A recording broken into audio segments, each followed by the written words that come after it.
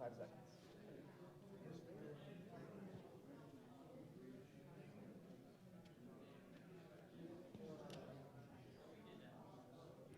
Hello. Welcome to the Dole Institute of Politics. My name is Eric Cross, and I'm a member of the Dole Institute Student Advisory Board, the official student group of the Institute.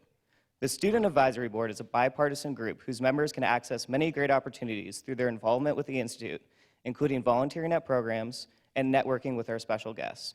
If you are a student and would like to join, please contact us by emailing dolesab@ku.edu or speaking with a student worker like myself after this program. After this presentation, we will have some time for the audience to ask questions.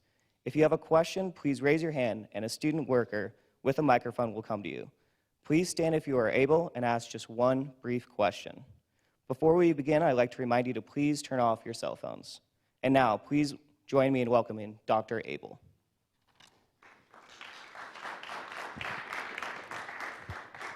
Afternoon, everybody. My name is Dr. Jonathan Abel. I'm an assistant professor in the Department of Military History at the Command and General Staff College.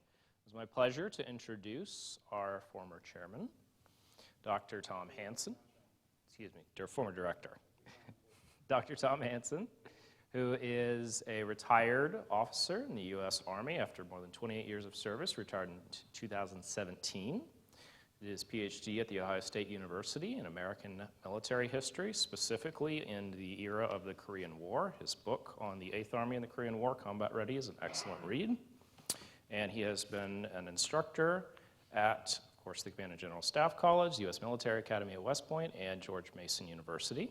And his talk today is... Somebody you've never heard of, right? That's why you're all here, right? Because we're going to talk about famous generals we've never heard of. Is that too loud? I can move it a little ways. How's that? All right. I am passionate, so if I get loud, just tell me to shut up, okay? All right, first off, I want to thank Bill Lacey and the Dole Institute and the Department of Military History for the opportunity to speak to you. I know the Leavenworth Lecture Series and the Dole Institute have a long history, and I'm happy to be a good part of that. Is that too loud or too soft? Well, I think you're okay. Okay, good. Thank you. All right.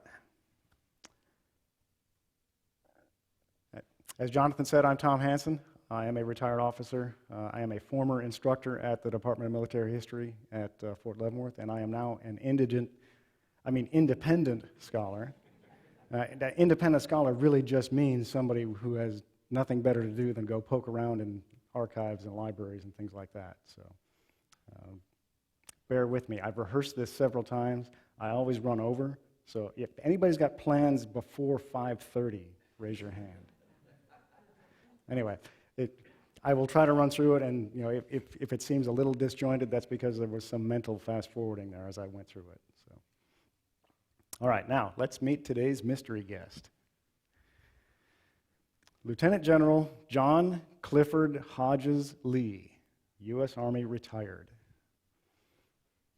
Graduate of the Military Academy, Corps of Engineers, commander of the European Theater Services of Supply in World War II, and for over 2 years, the number 2 officer in the chain of command in Europe. He was the deputy theater commander from May of 1942 until September of 1944.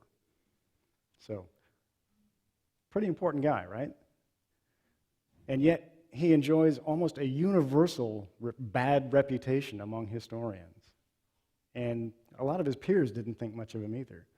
Rick Atkinson, when he was writing his World War II trilogy, referred to him as a fussy martinet.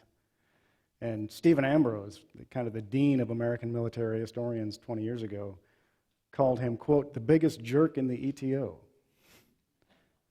Now, since Ambrose also was Eisenhower's biographer, I can't help but think that he might have maybe have imported some of Eisenhower's prejudices into his own writings. But still, that's a pretty bold statement to call someone the biggest jerk in the ETO.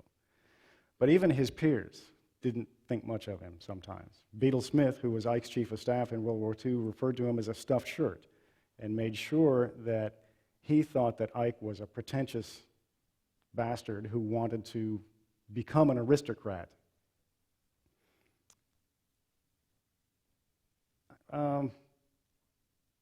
His other peers, and really he only had 2 or 3. I mean, as a 3-star commanding officer in Europe, his peers were Omar Bradley, George Patton, and Jacob Devers, and then Mark Clark. But the next tier of general officers who became his peers also shared some of these prejudices against him. Bradley and Courtney Hodges, the commander of the 1st U.S. Army, both cordially loathed everything about General Lee. And they and Beadle Smith and even Eisenhower sought several times to have Lee removed, have his organization dissolved, so that they could then assume control of that aspect of the U.S. effort within Europe. They didn't want to have a separate logistics organization. Another problem was that Lee was very religious. He was openly, demonstratively pious. He was a member of the Episcopal Church, and throughout his life, he maintained a very, very close fealty to that. He went to church every day, twice or more on Sundays. And he even arranged to have his aide and his driver confirmed in Gloucester Cathedral in 1943. So his detractors used that, and they claimed that he thought that his initials, J.C.H., stood for Jesus Christ himself. Because he could sometimes be a little bit overbearing in his religiosity. Now, in reality, it's not that easy to put Cliff Lee into a pigeonhole and say he was this or that. You know, he was an extremely complicated man, and his personality, of course, reflected the sum total of his experiences and his education. So, was he a martinet? Well, to the millions of draftees in Europe, and certainly to the untold hundreds of soldiers who were punished for violating various traditional customs and courtesies or regulations in the European theater, Lee was just an officious bureaucrat, and his middle 2 initials stood for courthouse. But for professional officers and NCOs who were tasked with taking this ragtag group of civilians who were loudly dissatisfied with much of what was called back then chicken second syllable, Lee represented that to the draftees. And to overcome that and to transform these people into a force that could take on and beat the German army, Lee's requirement that everybody maintain strict discipline was a welcome augmentation to their authority. Was he a jerk? Well, if you were a mess sergeant or a commander who failed to enforce Lee's policy in the mess halls of eat all you want, or take all you want, but eat all you take, then Lee's policy of publicly shaming violators could be seen as egregiously offensive. But if you're a taxpayer, or a food purchasing agent, or a shipping agent, then Lee's war on waste was something that you not only expected, but it demanded.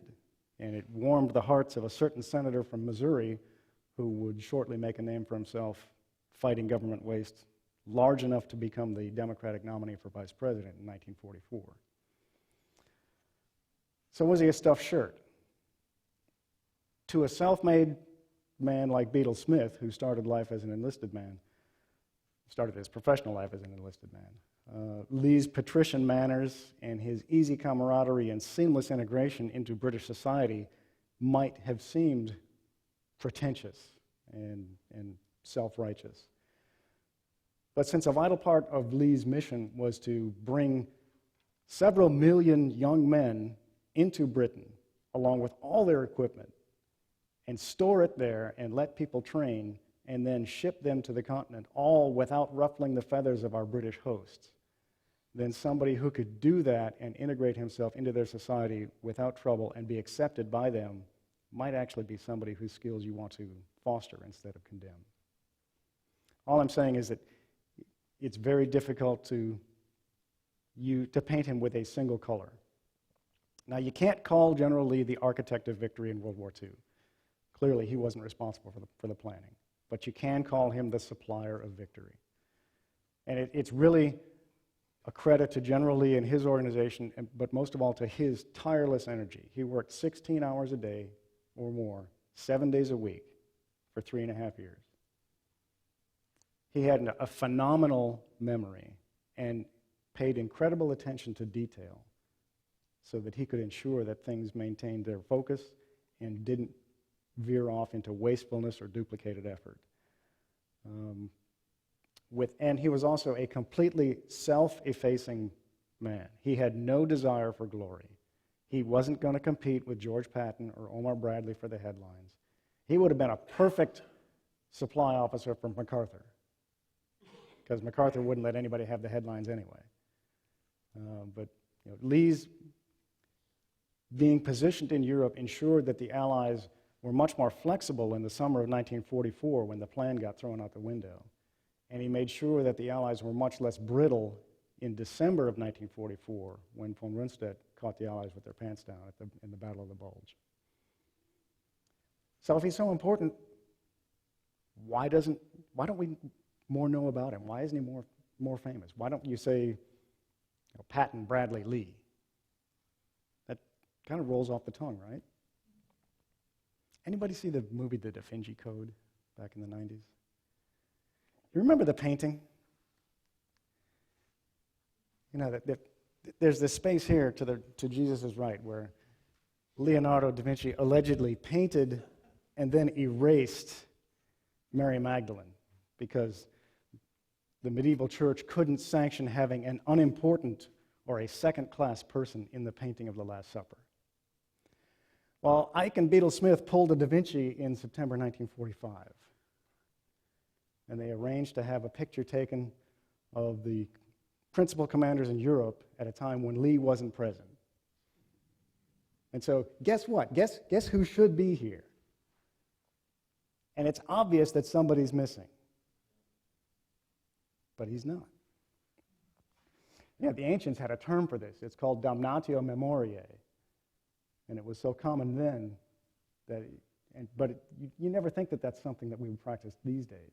And yet, this is one of the reasons why, if you Google commanders in World War II, especially if you're looking for photographs and this comes up, then you'd never even think of a guy named Lee. So let's fix that, right? Let's see if we can't bring General Lee back to life, figuratively. Right. He's practically a hometown boy. He was born in Junction City, August 1st, 1887. His father, Charles, was a moderately successful insurance salesman. And yes, he's related to that other General Lee. So the fact that his father is an insurance salesman from Iowa tells you how far that particular acorn dropped from the tree. His mother's family were plantation owners from Tennessee and Mississippi. They divorced when he was 5. His step-grandfather was James Streeter. And anybody that does local history knows that the firm of Streeter and Strickland in Kansas City had one major competitor for Army contracts in Kansas in the 1870s, and that was Russell, Majors, and Waddell in Leavenworth. But Streeter and Strickland brought in enough income that the Streeter family could live in luxury pretty much until Cliff Lee went to high school. He graduated from Junction City High School in 1905, president of his class. It's interesting that the class motto is take comfort in, virtue, not arms? Is that it? Yeah, confide in virtue, not in arms. Kind of odd for a kid who, since he was 8 years old, wanted to go to West Point. Still, you can see that even then, his religious upbringing is influencing him. He got into West Point on an alternate appointment.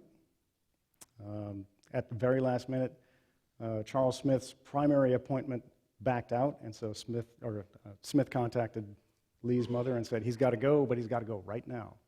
And he actually reported in the middle of Beast Barracks, and so he was a marked man at West Point for pretty much his entire first year as the guy who got over. But he did reasonably well. He was not a perfect student, but he was a pretty good student. However, he was a really crappy athlete. In high school, he had broken his arm twice, and so for the rest of his life, it was weak and kind of deformed, and he didn't like having himself photographed in short sleeves or anything like that because it was that bad.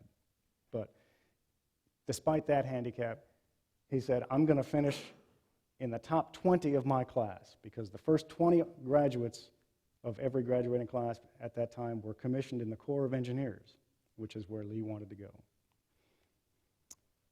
He did not emulate his predecessor's perfect discipline record at West Point. You know, Robert E. Lee never earned a single demerit at West Point, but as you can see, Cliff Lee and the area were pretty well acquainted.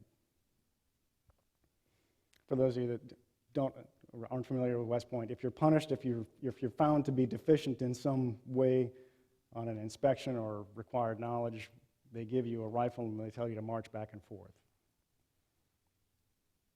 Because, of course, you'll remember more that way, right? All right. Lee did meet his goal. He graduated number 12 in a class of 103 in 1909. His classmates included Jacob Devers, who later commanded 6th Army Group in Europe, Robert L. Eichelberger, who commanded the 8th Army in the Pacific in World War II, William Simpson, who commanded the 9th Army in World War II, and George S. Patton.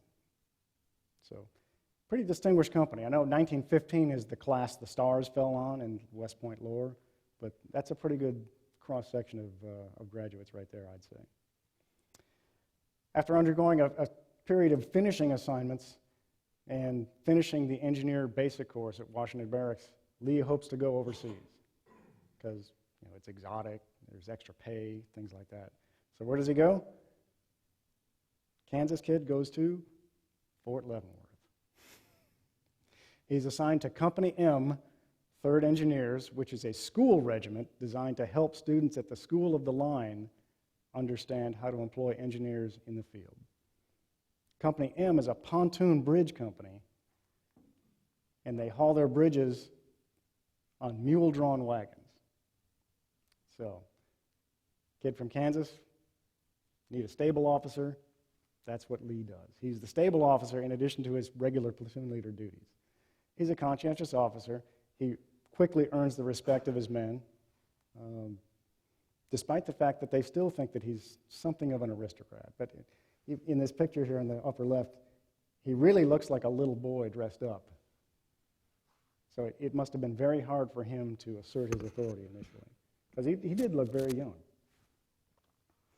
But he devoted extra time after hours to coaching the company's intramural athletic teams. And in fact, Company M's football team won not just the post-football championship and not just the Department of Missouri championship, but the Central Division championship in 1911 and 1912. And even better, Lee formed a mounted relay team using the mules from the stable and beat 2 cavalry teams. And Troy H. Middleton, who was a lieutenant in the 6th Infantry at the same time, who later commanded a corps in World War II, wrote in his memoirs that he's sure that Lee cheated at one of these football games. But knowing what I know about General Lee's personality, I don't think that's possible.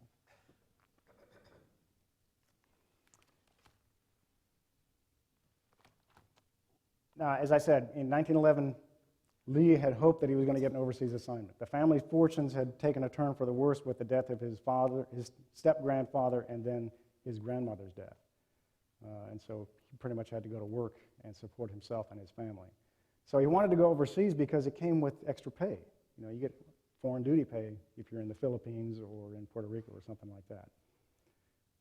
But the relationships that he formed beginning at Fort Leavenworth proved much more lucrative in the long run than just an addition to the paycheck.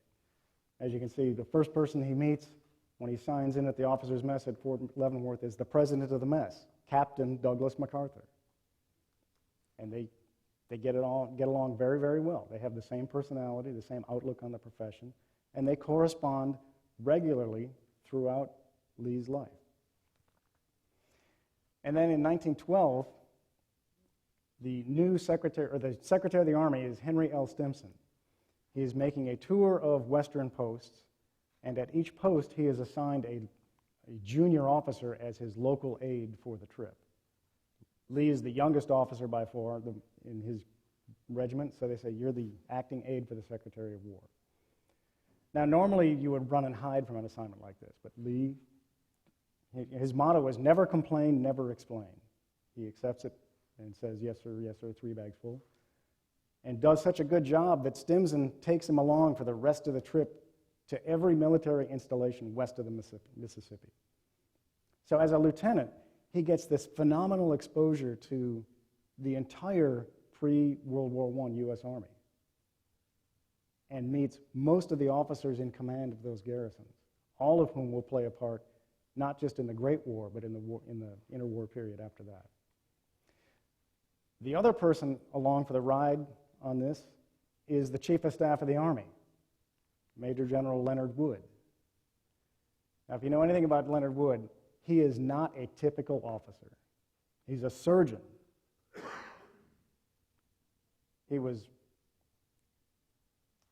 Teddy Roosevelt's second in command of the Rough Riders in 1898. He is also a progressive. He is a reformer. And he's constantly battling with some of the less progressive, less flexible elements of the War Department all through his tenure as Chief of Staff. So people are trying to get rid of him constantly. But Wood takes a liking to General Lee and says, well, you're doing a pretty good job. I think I'm going to take you with me back to Washington on temporary duty, because by the fall of 1912, Woodrow Wilson has won the election, and so they're planning the inaugural. And there's a big military portion of it, as everybody knows. There's lots of parades, lots of formations marching down. And the Chief of Staff has to organize all that. He brings Lee in as his aide. Now, one of Lee's principal duties as that aide is to make sure that Stimson gets enough exercise. And so the two of them ride through Rock Creek Park at least once a day. And in the course of that 2 or 3 hour exercise every day, they become very, very close. When the inaugural is over, Wood turns to Lee and says, okay, where do you want to go next? A lieutenant's dream. The Chief of Staff of the Army asks you where you want to go. Lee says, I want to go back to my regiment, please. Because they're not at Leavenworth anymore. They're on the Texas-Mexico border as a result of the instability in Mexico caused by the Mexican Revolution. So Lee heads down there. Again, he's still one of the youngest guys there. Oh, he did get to bring his dog, Shefflin. Not sure where the name came from. And right as he's getting used to that, the War Department says, oh, we need an engineer in the Philippines. So Lee finally gets his dream job.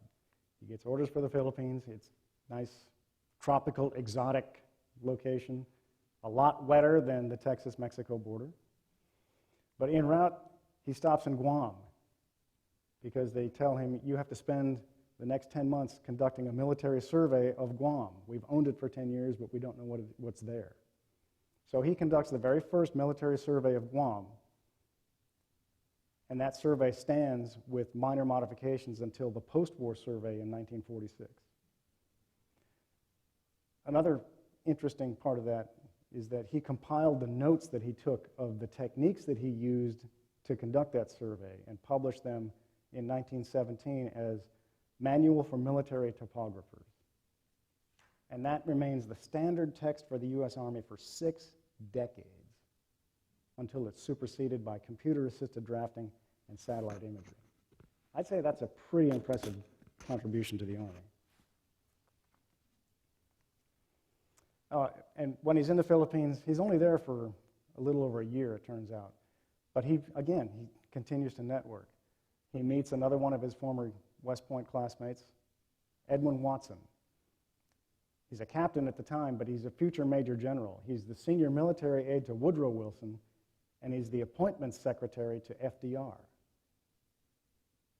So he's already building this very influential supporting network as he goes. When he comes back, it's fall of 1915, early 1916. Presidential campaign is in full swing. Wilson's running on a platform of, he kept us out of the war. Leonard Wood is no longer Chief of Staff, but remember, back then, Chief of Staff was not a terminal assignment, and really not one that people wanted. They really wanted to go in and command a geographical department. And so General Wood is the commander of the Eastern Department But he's spending most of his time on the stump in uniform violating the Hatch Act all over the place by calling Woodrow Wilson weak and damning the president for not arming us for World War I. And of course, as a former chief of staff still serving with a combat record, he thinks that he's going to get the nod to command this expeditionary force once the U.S. gets into the war. Well, they offer him command of a division. Or he can go and be Governor General of the Philippines, which is where Wilson really wants him to go, because then he's far, far away. I'm sorry, I keep losing this thing on my ear. Pardon me for just a second. There, how's that? Okay. Now, Lee is a dedicated Democrat. Wants nothing to do with Republicans, but he knows General Wood is basically a good person, so he signs up to be his junior aide again. And so he's starting to lose his boyish good looks, and he's just starting to suffer from a receding hairline, but he's still pretty young. And as the Army expands, he gets promoted rapidly from captain to major to lieutenant colonel. To offset that, he grows a pretty cool mustache, because now he looks old, right? Orders are easy to take from somebody who's older, right? It's actually important. He becomes the chief of staff, or the operations officer for General Wood's division, the 89th Division, which trains right out here at Camp Funston at Fort Riley. Wood doesn't get to go to Europe with the division. That's a completely different story. But Lee goes to France ahead of the division to help set it up, and while he's there, General Pershing's staff says, hey, you haven't been to a military school since the basic course, and you're a chief of staff of a division. In fact, you're the youngest chief of staff of a division at age 31. You need to go to our shake and bake officer course here at Longrave, which is, it's a 90-day class where they give you just the very basics of staff coordination at division and corps level. It's taught by guys who used to teach at Leavenworth, but it's not the one-year course that they were giving before. But he goes, and again, he's Lee, so what does he do? He networks. Who's in the class with him? Jonathan Wainwright, MacArthur's number 2 in the Philippines in 1942. Two guys who are battling each other for the soul of the U.S. cavalry, a guy named Adna Chaffee and John K. Herr. And former Secretary of War and now Colonel Henry Stimson. After they graduate, Lee goes to the 82nd Division, and he's actually the intelligence officer for the division for about 3 months before he goes back and serves as the chief of staff for the 89th Division. After the war, he continues, he serves for about 6 months in the Army of Occupation in Koblenz, Germany. Before he leaves, he's personally decorated by Pershing. So now the guy who's going to be the next chief of staff knows your name well as the previous chief of staff. So Lee comes home in May of 1919, and he's got 2 people waiting for him, Sarah and John Jr. He married Sarah in September of 1917, maiden name Rowe, when he was the district engineer in Wheeling, West Virginia. Or he met her when he was the district engineer in Wheeling, West Virginia.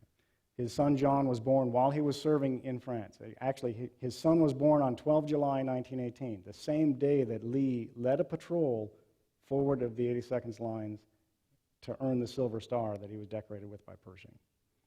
So he's got to spend some time getting to know Junior. And, they do pretty well. Unfortunately, Sarah does not survive to see her husband wear general stars. She accompanies him through all of his assignments that we'll talk about, but in 1939, she is killed in an automobile accident in California. So Lee goes into the war a widower and serves the entire war until September 45, when he goes back to California to marry a woman named Eve, who had been the attendant to his mother until she died in 1942. And while he's in the U.S. getting married and on his honeymoon, that's when Ike and Beadle Smith have their photograph without him present. Junior, meanwhile, goes to boarding school at age 12, gets into the academy, graduates with the class of 41. He is assigned to initially U.S. Army Alaska, where he's part of the forces that kicked the Japanese out of Kiska and Attu. And then he transfers to Europe, and he lands on Omaha Beach and is captured on June 6th. He escapes on June 7th, and he ends up the war as Jim Gavin's division engineer in the 82nd Airborne Division. This is father and son meeting each other at Temple Hof Airfield in July 1945.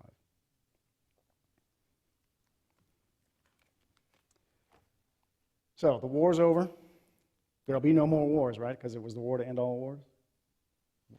What's a professional soldier going to do? Well, for a while, he's in Chicago. Again, he's working for General Wood. General Wood is the commander of the Central Department, which is basically everything in the central United States, and he's building a reserve organization that'll be more quickly mobilized if there's another emergency. In the meantime, Wood still thinks he's going to be elected president on the Republican ticket in 1920. When that doesn't happen, the new president, Warren Harding, says, I need a governor general in the Philippines. It's going to be Leonard Wood. Why? Well, Wood had been governor general of Cuba right after we defeated the Spanish early in the 20th century, and he had assembled an unenviable record, unsurpassed record of success, making sure that he brought education, social services, proper medical care, and good government to Cuba. And so President Harding said, let's do that for the Filipinos too. And oh, by the way, you're a rival. I don't want you anywhere in this hemisphere, so go away. So Wood goes there, and eventually he will suffer the illness that eventually kills him in the Philippines. So this is Wood's last hurrah. But you can see there's General Lee right behind General Wood wearing his tropical whites. He is the intelligence officer for the Philippines Department, which means that not only does he inspect all of the military installations in the Philippines, there's still a resurgent antipathy to U.S. rule, particularly in the south among the Muslim Moro tribesmen. But he also uses the Philippines as a springboard to visit Asia, to inspect Asian militaries and gather intelligence on them. So he's in Japan, he's in Tokyo right after the 1923 earthquake, he's meeting people. Two of his classmates from 1909 are now generals in the Nationalist Army in China, and so he meets repeatedly with them to get intelligence on China. And he comes away with he comes back to the United States with two distinct impressions. Number one, Japan is a lot stronger than we think it is. And number two, China is a lot weaker than we think it is. But he's about the only guy who's willing to admit that in the 1920s. Now, it's not all work, right? This is the interwar colonial U.S. Army. So what do? You have recreation. Lots of golf, lots of polo, lots of tennis. And, of course, he could bring Sarah and Junior with him. It was an accompanied tour, so everybody had a very enjoyable time. Servants are cheap. It's a great way to live if you can afford it.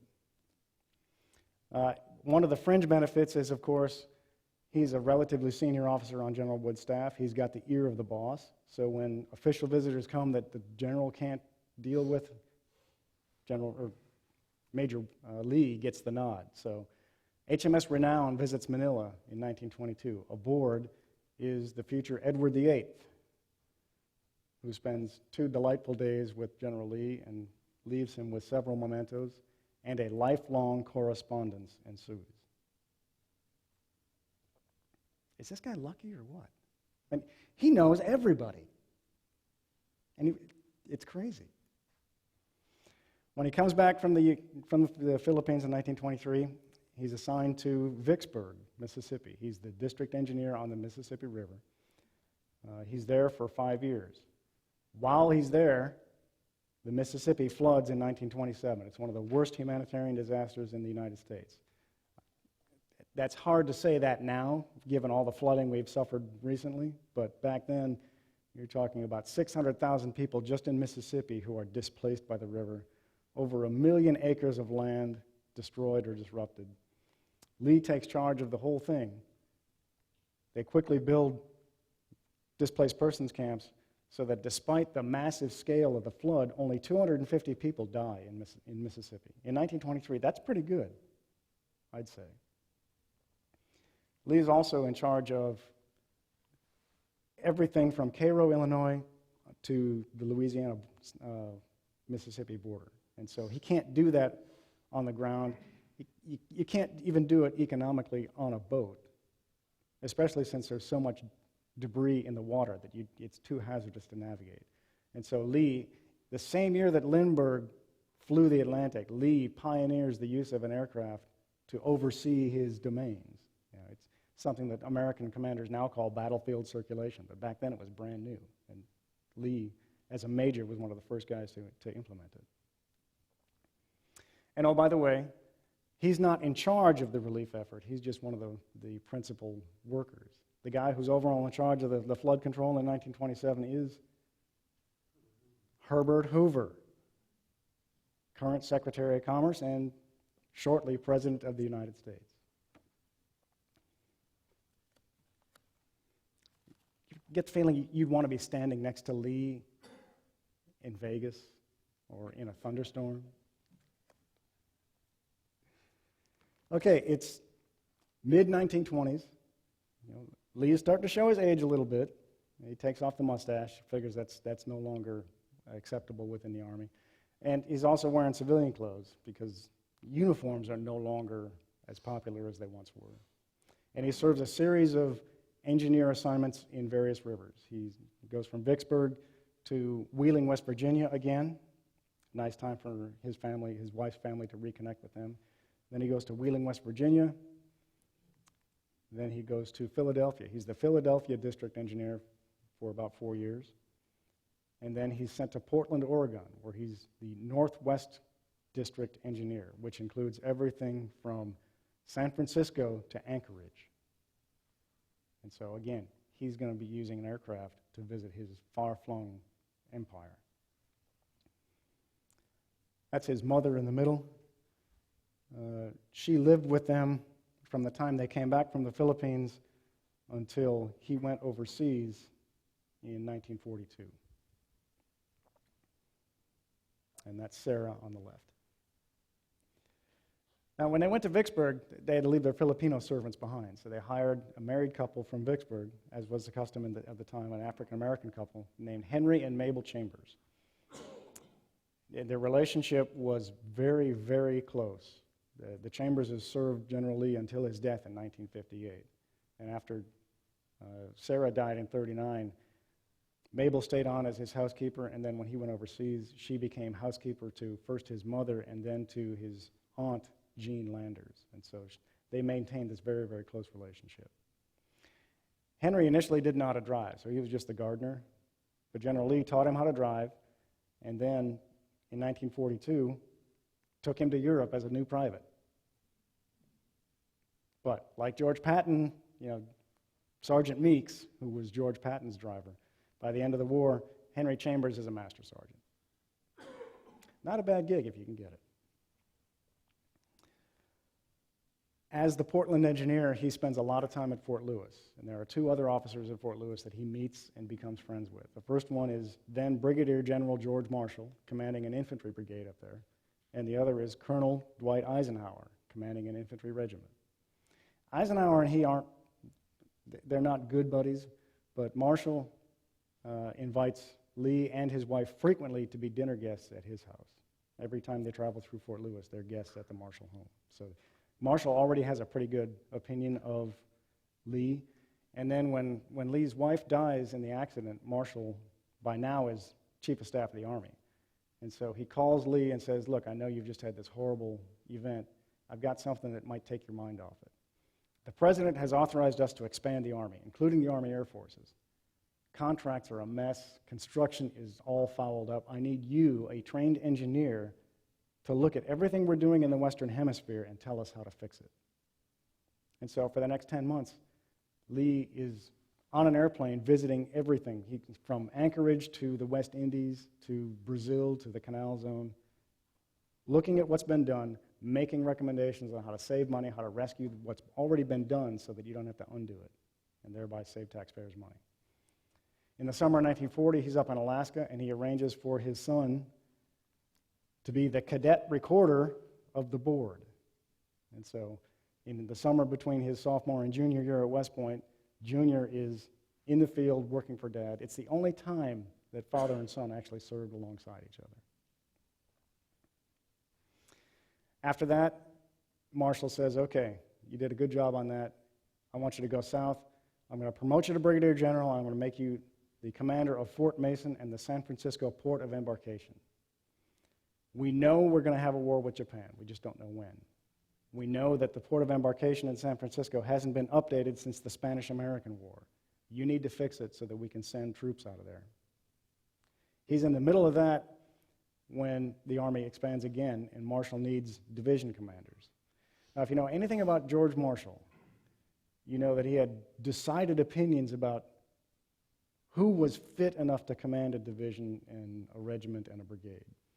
So the fact that he picked an engineer officer to command an infantry division speaks volumes about Lee's reputation in terms of efficiency and effectiveness. So in the summer of 41, Lee detaches himself from Fort Mason and goes to Camp Polk, Louisiana. If you've been there, I'm sorry. I own a house in Leesville if you want to buy one. He's not in the maneuvers, he's just observing, because he's been away from the Army, from the tactical Army, since 1918. So this is his reintroduction to that side of the Army. And you can see him here in the picture. He's the only guy wearing the tin hat. He's the only guy wearing field gear. He's with the other people who are really responsible for it. On the left is Mark Clark, who is the Chief of Training for Ground Forces, General Headquarters, Army Ground Forces. The officer in the middle, the 4-star, is Leslie J. McNair, who is the commander of Army Ground Forces, and he is the guy, more than anyone else, who built the Army that won World War II. It was his ideas, his directives, and his practices that made that Army what it was. And then to Lee's immediate right is Lieutenant General Walter Kruger, who is the commander of 3rd Army before George Patton, and he was the one who was principally responsible for providing forces for the Louisiana maneuvers. And he wants Lee to take over the 2nd Division because the 2nd Division did not do well. Now, Kruger and Lee know each other. They shared a stateroom on the ship that took them both to France in early 1918, but he's never met Clark and he's never met McNair before, so this is brand new territory for him. So Lee becomes the commander of the 2nd Division, and as they are getting ready for a potential deployment, they think, to the Pacific, they're going to be visited by any number of people who are coming out to check the progress of the division. McNair comes back out, Clark comes back out, Eisenhower comes back out. By now he's the chief of the war plans, so he's trying to figure out what kind of forces might be available for these plans that he's dreaming up. And oh, by the way, our allies are coming to look at us too. And one in particular is the new ambassador to the United States, Lord Halifax. Halifax has a mixed reputation. A lot of people think that he's an arch appeaser of Hitler. We'll just leave it at that. He has an unsavory reputation. He's been sent to the United States because he's too hot to stay in the UK. But he likes Americans, he likes the American Army, and he and Lee strike up a very close friendship, which they maintain throughout the war, even though Lee is in Britain and Halifax is in D.C. But at the end of the war, Lee and his new wife are guests of Lord and Lady Halifax at their estate in Yorkshire. Lee's in the middle of getting ready to recertify his division. How am I doing on time here? I really don't want to keep you till 5:30. Ooh, I'm running out of time. Okay. In the spring of 1942, Lee gets a cryptic call from Marshall that says, "Come to my office in D.C." Lee's in San Antonio, and Marshall says, "Get on an airplane, be in my office tomorrow. Pack for a cold, wet climate." Where am I going? Cold, I'm not going to the Pacific. Wet, I'm not going to Africa. So he pretty much knows what's going on. He's going to command the organization that will create the logistics and the resources that will facilitate an invasion of Europe. There's only one other guy living who has ever done anything close to that, which was his predecessor in World War I, Lieutenant General James Harbord, who had previously commanded the 2nd Division until Pershing made him the chief of the AEF's logistics hub. And he hated the job as much as Lee eventually would too. Okay, he's the commander of this thing called the Services of Supply. And Lee himself described it as toothpicks to tanks. That's my writ. I run everything from toothpicks to tanks. And the diagram behind him there is this amoeba-like blob of stuff that's all headed toward Europe. And what they achieve, given the numbers of soldiers assigned, is absolutely incredible. 6 times as much material is handled during World War II as was handled in World War I. And half again as many troops as were sent overseas in World War I. Through it all, Lee is the guy he's the first guy anybody calls when a ship's manifest is wrong, or when a carton of cigarettes gets mislaid, or officers' messes don't get their whiskey ration on time. He handles all these calls because his peers aren't going to call a major. They're not going to call a colonel. They're going to call General Lee because he's in charge. And so he's got these people biting his ankles as he's trying to build the force that's supposed to defeat Hitler. And of course, as one of the 2 or 3 most senior U.S. officers in Britain, he's got a lot of public relations stuff to do. Whether it's morale and yay us kind of stuff, or lunches with British officers. That's Monty in the black beret on the left there. Every once in a while, it pays off. There's something good that goes along with it, like watching the Derby with the royal family.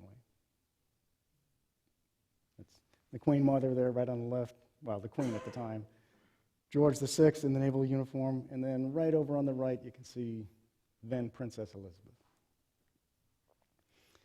Okay, Hitler's dead, the war's won, everybody's going home, everybody's jockeying for position. Marshall tells Eisenhower right before he retires, you need to make Lee the U.S. commander in the Mediterranean theater, because we're trying to demilitarize and reorient Italy into the Allied pro-Western cause. They got a lot of stuff there. There's a lot of U.S. stuff there that we got to get out. Lee's the perfect guy to organize that. So in January 46, he becomes the deputy supreme commander for the Mediterranean theater and the U.S. commander or the commander of U.S. forces Mediterranean. He's working for that guy, William Morgan, not Freddie Morgan. There's 2 Lieutenant General Morgans in the British Army at this time, and it's very confusing. So if you don't say William or Freddie, you get lost.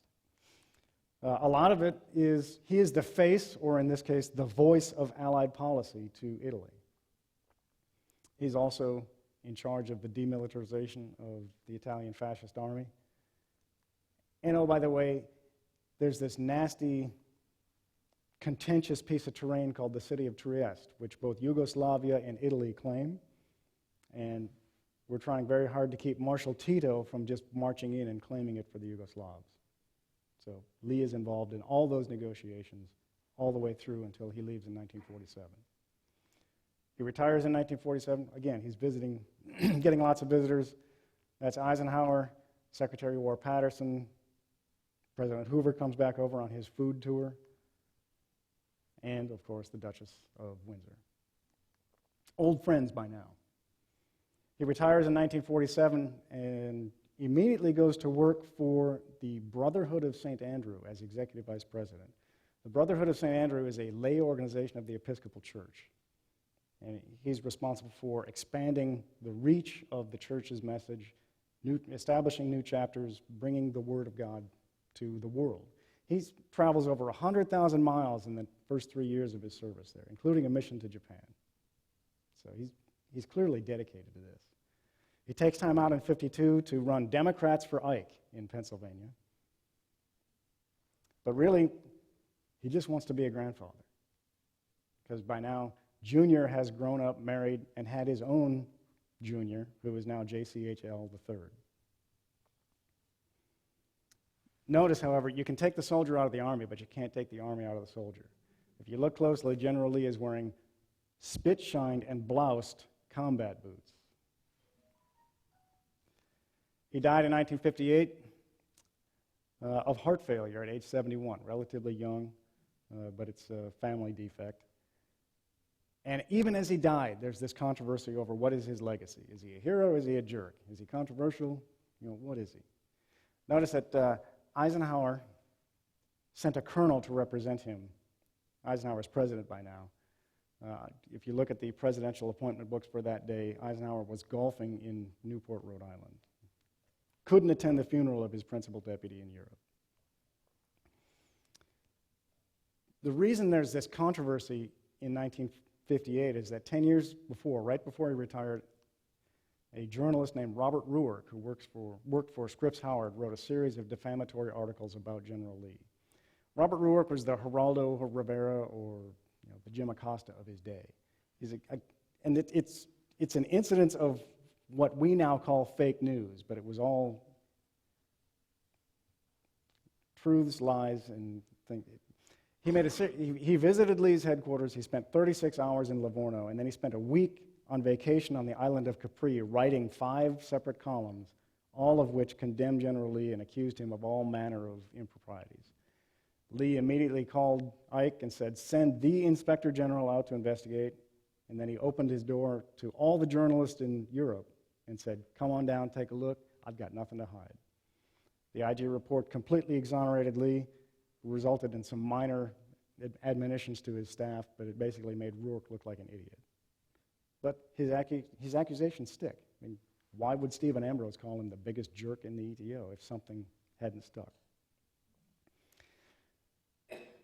There were a lot of people who competed for Lee's influence, wanted his job. He worked for a bunch of people, all of whom had different ideas about what he was supposed to be doing. The first guy is James Chaney. He was the first European theater commander in 1942, but he left only months after Lee got there.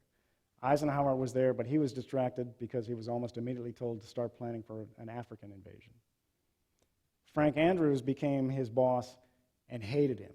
Andrews was an Air Force officer, didn't like the ground forces, and particularly didn't like Lee, and was about to fire him when he died in a plane crash in Iceland in 1943. I'm not saying there's a connection. Foul play is not suspected. Lee's next boss is his classmate, Devers, until Eisenhower nudges Devers out of the way, and they swap places in January of 44 so that Eisenhower can command the European theater and Devers commands the Mediterranean. Of course, Ike is not going to deal with Lee, so he finds a whole bunch of people to do it for him. Beadle Smith repeatedly tries to clip Lee's wings and usurp his authority. When that doesn't work, they bring out of retirement the former Deputy Chief of Staff of the Army, Thomas Handy, and they try to get him to take over Lee's job. That doesn't work. They bring in Joe McNarney, and they tell him, "You're the U.S. Forces Europe commander under Eisenhower," so they take that portion of Lee's title away. And finally, in 1945, they bring Juho Lear over, and they say, "You're going to fix the replacement crisis," even though Lee had already fixed the replacement crisis. And finally, there were subordinates who were constantly sniping from below. The first guy on the left is Tom Larkin, a guy that Lee brought with him in 1942 as his chief of staff, and who ended up becoming his deadly rival for his position. The guy in the middle is Major General Everett Hughes, who never had a real job. He was Eisenhower's consigliere. He would go and snoop around and report back to Eisenhower, and he had his own agenda, which was to replace Lee as the guy in charge of logistics. And finally, even Lucius Clay, the future military governor of Germany, came over. He was originally brought over to fix the port of Cherbourg, even though by the time he arrived it was already producing more than what was needed for the Allies. So he had a lot of help, a lot of people who had no reason to say anything good about him. But the real reason is that Lee had powerful patrons. This is Lee with the Division G4 in 1918, a guy named Brayon Somerville. He's Lee's subordinate in 1918, but by 1944, Somerville is the commander of Army Service Forces. He's co-equal with Leslie J. McNair and Hap Arnold. The only guy who outranks him is Marshall, and he's Lee's guy.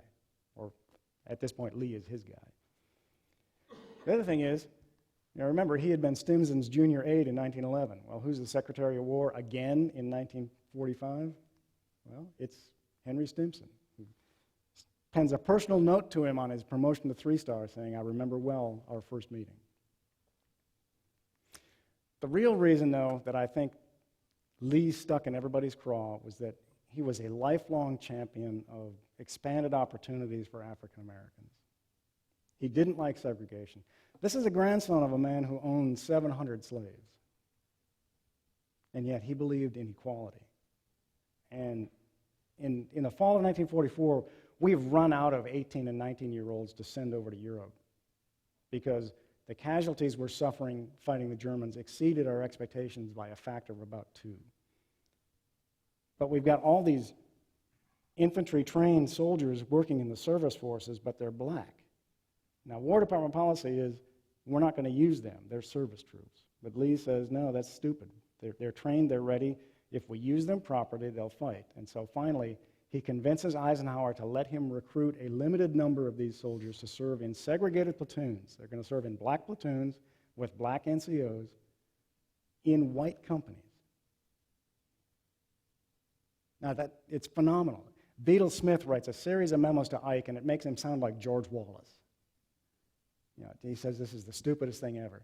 And even his friends, like Jacob Devers, question his sanity in bringing this up during the war. They think that this is not the right time to do this. But Lee persists. The platoons are sent. Where they're used properly, they deliver above expectation. And that sets the conditions for the Fahey Committee after the war and then ultimately Truman's desegregation order. That, I think, is why most of his peers didn't like him and didn't care that Ruark took his shots at him in 1947. He did have friends, though. I mean, George Patton was a classmate, and I'll wrap up here with this. This is Patton's note in response to a small request that he made to Lee for some supplies. If you can't read it, it says, "My dear Cliff, you are one of the goddamnedest, most considerate men I've ever known, and I appreciate it." There's a plug for next month, and with that, I'll take your questions.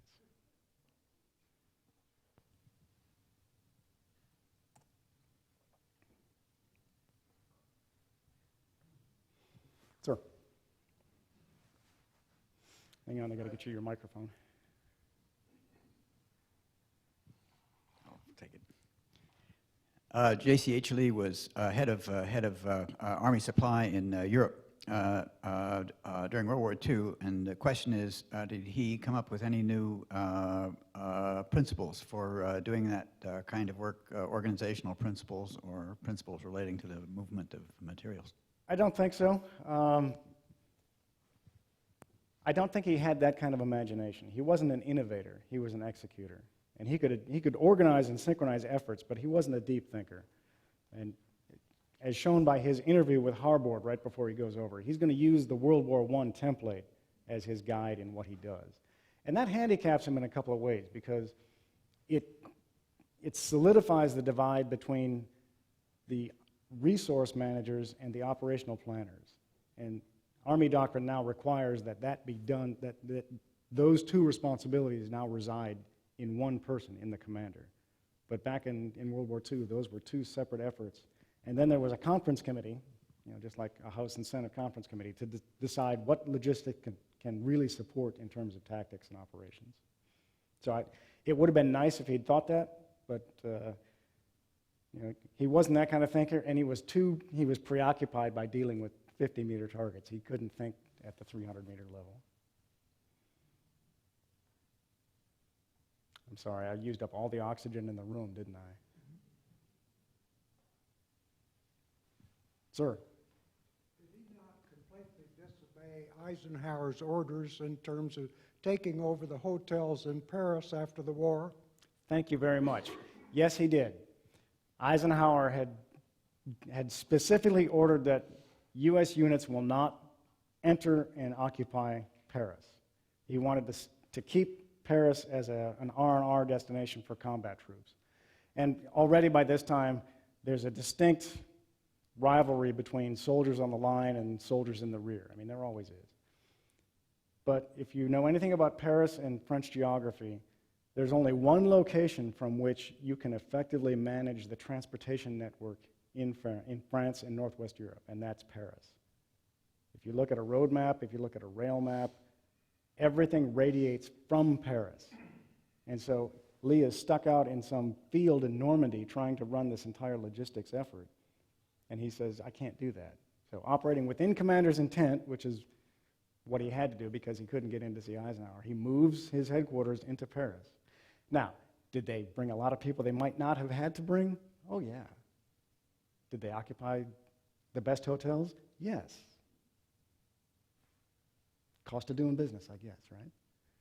And, General Lee was known for enforcing regulations. The street in front of his hotel in Paris, his headquarters, was known as Bent Arm Avenue, because if you were an enlisted man, you basically walked the length of the block like this.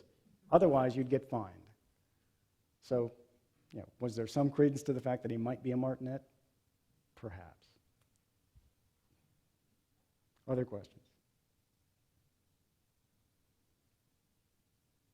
All right, Tom.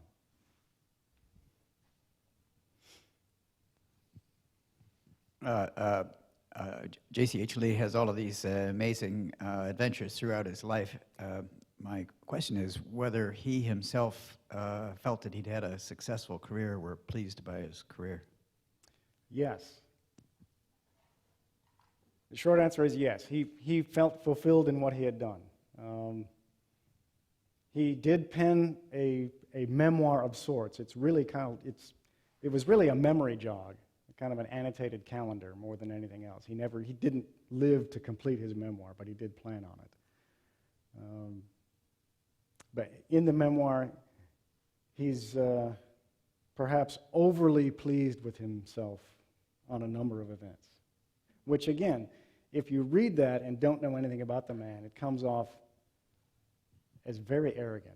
For instance, he writes in the first person plural, the royal we, and he uses anachronistic speech patterns. He writes notes to people using twas and tis. And Eisenhower is born in Kansas too, and Bradley is born in Missouri. And I think both of them looked at this guy and said, he was born within smelling distance of cows and buffalo just like us. Why is he like this? I think that's one source of their antipathy toward him. Sir.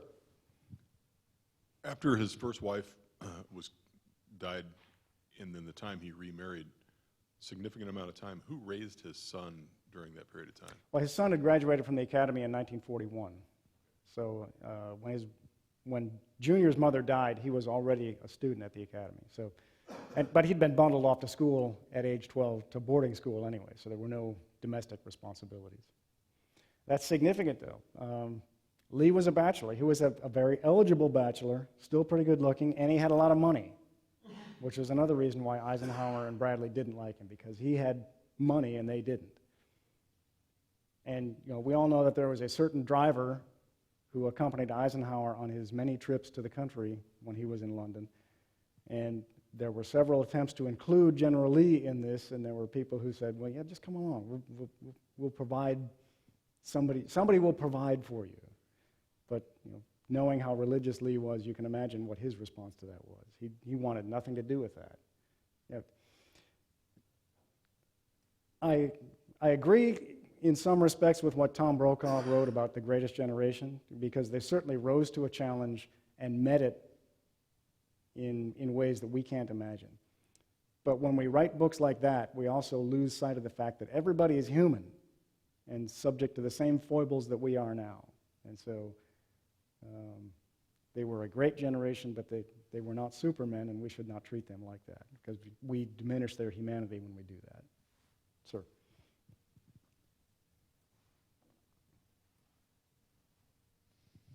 After World War I, General Harburg became the head of RCA, a major corporation. Many generals, They did. after retirement, went into major corporations, figuring General Lee was a prime candidate for that kind of job. Could you tell us a little bit more about what he did, and particularly why he picked the Society of St. Andrews? He picked the Brotherhood of St. Andrew because I think if he could have, he would have become an Episcopal priest. I think he probably thought of that as an alternate vocation in his life. But he definitely had a desire to spread the word of God, particularly a high church Protestant version, around the world. He felt very, very strongly about that. Note to General Wood, when he was first announced as Governor General of the Philippines in 1921. He said, "The country would have been well served had you been elected president, but the country will survive the current president. The Philippines needs your Christian oversight because without a man of your religious piety, our entire Asian frontier may crumble." And so it's hyperbolic, but it indicates what he believed in terms of how important his faith was to his, it was central to his identity, I think. And so he accepted a salary which was a pittance compared to what his peers were getting. The bull of a watch company wanted Bradley at something like $60,000 or $70,000 in 1948, which was a tremendous sum of money at that time. Sure.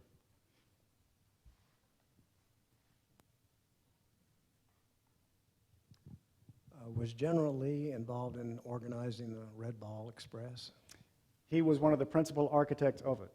As I said, they had to throw the plan out the window in the summer of 1944 because first they couldn't get through the bocage, and so they were stuck in this really restricted area in Normandy. But once they broke through, the Germans collapsed much more rapidly than they had thought. The plan called for them to reach the Seine River and Paris by the end of September 1944. In fact, they got there by late August, and by the end of September, they were on the Franco-German border. So they hadn't assembled the rolling stock to meet this requirement, and they hadn't been able to repair the rail lines or the roads in sufficient quantity to make that happen. So what they had to do is they had to stop combat operations in certain sectors and turn the roads completely over to resupply operations. Now, it's interesting. If anybody knows anything about World War I, remember the Miracle of the Marne? There's a monument in Paris to the Miracle of the Marne, where 1,200 taxis move about 5,000 French soldiers 23 miles to the front. The Red Ball Express on its peak day moved, I think, 5,900 tons and 63,000 soldiers over 100 miles. And yet you won't even find that mentioned on the National World War II Monument on the Mall. But it was Lee's ability to react and retask assets to make that happen. And the fact that once he gave his subordinates guidance, he didn't interfere, didn't micromanage, that allowed the U.S. Army to do that. Had another officer been in command who was more wedded to the plan, I'm not sure that we could have reacted that fast. Sir. Have you ever thought of looking at some similar cases in the German army, in the Russian army? In terms of? You know, unsung similar characters, you know. Because it would give you a basis of how strong is culture versus personality. You're right. I'll have to work on my Russian. My German's okay, but my Russian's not good right now. But yeah, I think a comparative study would actually be revealing. Because they have been similar. I think so. Thank you. That's Dr. Moos, right? Yeah. Other questions? Wow. Well, I thank you for your attendance. I did not mean to speak this long. I really, really apologize. If they invite me back, I'll make sure that it's shorter next time. So, thank you so much.